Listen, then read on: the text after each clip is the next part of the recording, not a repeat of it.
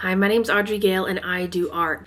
Today I'm going to be talking about how you can make your own art studio even if you have no room for an art studio. I have been creating art for about 10 years now, and until the last year I have been working in really small spaces. I haven't had a lot of storage for my art supplies and my finished pieces, so I've had to get a little creative on how to efficiently store these items in my home. About a year and a half ago, my husband and I bought this home, and now we have a dedicated office space. 75% of this room is my art studio. But before, I was living at my parents' house when I was in college.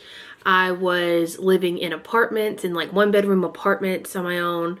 I've never had a dedicated office space until we got this house. So I'm going to show you how I kept my art and art supplies organized and stored while I was in college and in these small apartments. Obviously, every artist has to have a desk. That's the best place to start. Really, it's gonna be about smart storage and smart compartments. For example, my current desk, I bought it at home a few years back. It has 3 compartments that each open up to provide a lot of storage. I would say find a desk with storage in it. I wouldn't just get a plain old desk. That's kind of why I don't go for like this standing sitting desk, just because it just is, it's just the desk. There's no storage to it whatsoever. This has worked out excellently. I don't even use it for art storage anymore. I use it for like hair and makeup.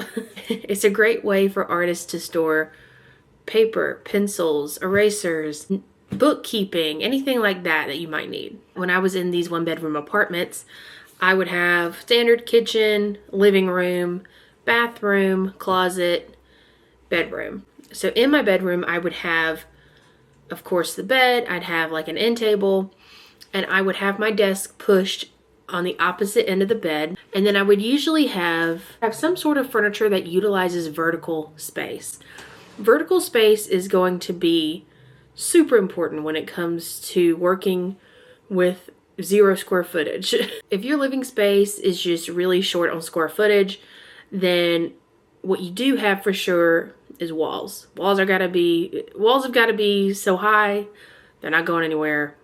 Every room has them. So that is where a lot of your storage is going to come in. Kind of like a skyscraper effect sort of thing. You're going to work really tall. It's going to be really tall up against the wall and hold a lot of things, but it's going to take up a lot less space on the floor. What I would recommend for furniture that utilizes vertical space would be either a ladder bookcase, which is what I used for many years, or just a plain old regular bookshelf bookcase system. Definitely recommend IKEA, Target, Facebook Marketplace if you're working on a budget as well. I got my ladder bookcase from Target, and I used that thing literally until it fell apart. I really liked it because it was just a little more open, and it was smaller, and they had kind of like deepening shelves, right? So your taller shelves are going to be shallower, and as you go down, your shelves get bigger. So that was really helpful for storing little stuff up top, like paints, washes, varnishes. And then as I came down, I had a basket system. So I would do baskets kind of like this one. This was on the top shelf of that ladder bookcase. So I just have this little basket from Target. And inside, I've got all sorts of different like miscellaneous tools that I use. Rollers, mediums, varnishes, gesso. That just fits so perfectly up at the top because it's such a small shelf. On the ladder bookcase, I also had a full shelf dedicated to a printer, which was super handy. I also got some baskets from Home Goods where I kept printer paper. I kept any sort of stationery supplies, little pens, erasers, pencils. I kept a lot of my like little cases with paintbrushes. I kept notepads, tracing pads, sketchbooks, all that sort of thing. I kept finished artwork, and I had a full basket of just finished artwork. I had a full basket of dry canvases ready to go. So that really was my setup for probably 6 years.